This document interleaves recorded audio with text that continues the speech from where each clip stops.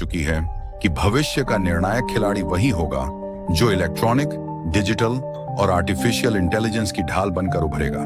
और भारत ने अब इलेक्ट्रॉनिक सेक्टर को ही ढाल बनाना शुरू कर लिया है, जिसकी जरूरत के बिना ना तो डिजिटल कंपोनेंट चल सकते हैं और ना ही आर्टिफिशियल इंटेलिजेंस कुछ कर सकते हैं। और सबसे पहली और अहम बात तो यही है कि आईफोन मैन्युफैक्चर करने वाली ताइवानी कंपनी फॉक्सकॉन का भारत के लिए दीवानापन देखने लायक है।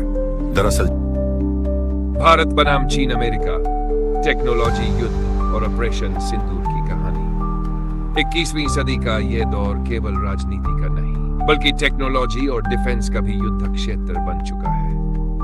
वैश्विक शक्ति बनने की होड़ में चीन ने जब इलेक्ट्रॉनिक और डिफेंस टेक्नोलॉजी में अपनी दादागिरी दिखाना शुरू किया, तब भारत ने स्पष्ट कर दिया कि वह अब किसी भी क्षेत्र में पीछे रहने वाला नहीं है। चीन ने एक के बाद एक हाईटेक प्रोजेक्ट लॉन्च किए, अपने आर्टिफिशियल इंटेलिजेंस, क्वांटम कंप्यूटिंग और हथियारों की रेंज का जमकर प्रचार किया। यह एक ऐसा दौर था जब एशिया के भीतर शक्ति संतुलन बदलने लगा था। चीन ने भारत को रोकने के लिए हर संभव प्रयास किया, लेकिन भारत ने अपनी चाणक्य नीति और विज्ञान की शक्ति से जवाब देना शुरू कर दिया।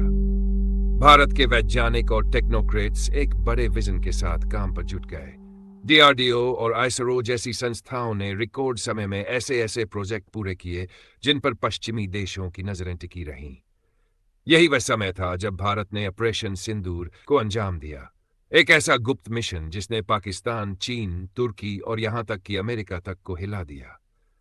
इस ऑपरेशन में भारत ने न सिर्फ अपनी साइबर डिफेंस और इलेक्ट्रॉनिक वारफेयर क्षमता का प्रदर्शन किया, बल्कि अंतर्राष्ट्रीय स्तर पर यह संदेश भी दिया कि अब एशिया का नक्शा भारत की ताकत के बिना अधूरा है। ऑपरेशन सिंदूर के बाद पाकिस्तान की नींदें हराम थी।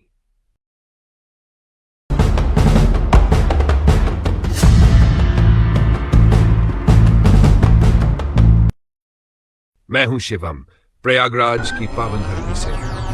हम एमबी चैनल पर ऐसे टॉपिक लाते हैं सिर्फ सतही नहीं, बल्कि गहरी रिसर्च, सटीक एनालिसिस और सच्चाई पर आधारित होते हैं। अगर आपको हमारा कंटेंट जरा भी पसंद आता है, तो आपका एक लाइक और सब्सक्राइब हमारे लिए नई ऊर्जा और उत्साह का काम करता है। तो कृपया एमबी चैनल को सब्सक्राइब करें और साथ जुड़िए भारत की सशक्त आवाज के इस सफर में, क्योंकि उसकी सैन्य संचार प्रणाली एक झटके में ठप कर दी गई थी। चीन झुंझला उठा, क्योंकि उसकी लंबी तैयारी के बावजूद भारत ने टेक्नोलॉजी और रणनीति से बाजी पलट दी थी। तुर्की और उसके सहयोगी देश भी सकते में थे, लेकिन सबसे ज्यादा बेचैनी अमेरिका में देखी गई। अमेरिका, जो दशकों से खुद को टेक्नोलॉजी का सबसे बड़ा शासक मानता आया था, उसे भारत की तेजी से बढ़ती क्षमता अपने लिए चुनौती लगने लगी। डोनाल्ड ट्रंप, जो उस समय अमेरिका के राष्ट्रपति थे, भारत की इस चढ़ाई को बर्दाश्त नहीं कर पा रहे थे। उन्होंने भारत पर आर्थिक प्रतिबंध लगाने शुरू किए। सबसे बड़ा झटका तब आया जब अमेरिका ने भारत के खिलाफ 85% तक का सबसे बड़ा टैरिफ लागू कर दिया।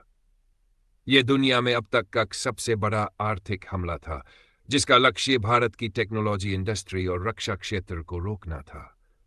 इतना ही नहीं, चीन ने भी अमेरिका का साथ देते हुए भारत को रेयर अर्थ मटेरियल सप्लाई करना बंद कर दिया। रेयर अर्थ मेटल्स आधुनिक हथियारों, इलेक्ट्रॉनिक गैजेट्स और स्पेस टेक्नोलॉजी के लिए। लेकिन भारत महादेव का देश है, चाणक्य की भूमि है। यहां समस्याएं ही समाधान का रास्ता खोलती हैं। भारत ने तुरंत वैकल्पिक रणनीति बनाई। सबसे पहले उसने दक्षिण पूर्व एशिया की ओर रुख किया। फिलीपींस, ताइवान, वियतनाम और मंगोलिया जैसे देशों से नए समझौते किए। ये समझौते न केवल रेयर अर्थ सप्लाई के लिए थे, बल्कि क्षेत्रीय सहयोग की एक नई धुरी बनाने के लिए भी थे।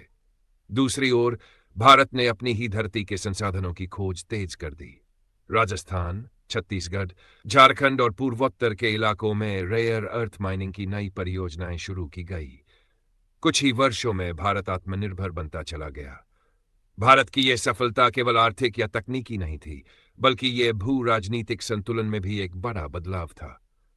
अमेरिका का 85% टैरिफ भी भारत को रोक नहीं सका, बल्कि हुआ उल्टा।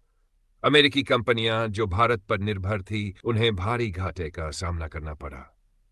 ट्रंप को उम्मीद थी कि भारत दबाव में आकर पीछे हटेगा, लेकिन भारत ने इस संकट को अवसर में बदल दिया। मेक इन इंडिया और स्टार्टअप इंडिया जैसे अभियानों ने नए नए उद्यमियों को जन्म दिया। कुछ ही समय में भारत ने न सिर्फ अपने लिए बल्कि दुनिया के लिए भी नई टेक्नोलॉजी एक्सपोर्ट करनी शुरू कर दी। यही वह पल था जब दुनिया को यह समझ आ गया कि भारत को दबाने की हर कोशिश उल्टी पड़ रही है। चीन का दबाव नाकाम रहा क्योंकि भारत ने ताइवान और फिलीपींस जैसे देशों से नया भरोसा बना लिया। अमेरिका का टैरिफ भी उल्टा अमेरिका के लिए महंगा साबित हुआ और अंत में ट्रंप अपने ही पांसे में फंस गए। भारत ने एक बार फिर यह साबित कर दिया कि उसका इतिहास सिर्फ सहने का नहीं बल्कि पलटवार कर जीतने का है। जैसे चाणक्य ने नंद वंश को उखाड़कर मौर्य साम्राज्य की नींव रखी थी, वैसे ही आज का भारत भी आधुनिक विज्ञान और रणनीति से दुनिया में अपनी पहचान बना रहा है। भारत का यह सफर हमें यह सिखाता है कि जब कोई राष्ट्र आत्मनिर्भरता और नवाचार पर विश्वास करता है तो पूरी दुनिया उसे रोक नहीं सकती। चीन की दादागिरी, अमेरिका के प्रतिबंध और दुनिया की तमाम चुनौतियां सब भारत के लिए सीढ़ियां बन गई। आज भारत केवल एक उभरती शक्ति नहीं बल्कि एक ऐसी महाशक्ति है जिसने दिखा दिया है कि संघर्ष ही सफलता का मार्ग है।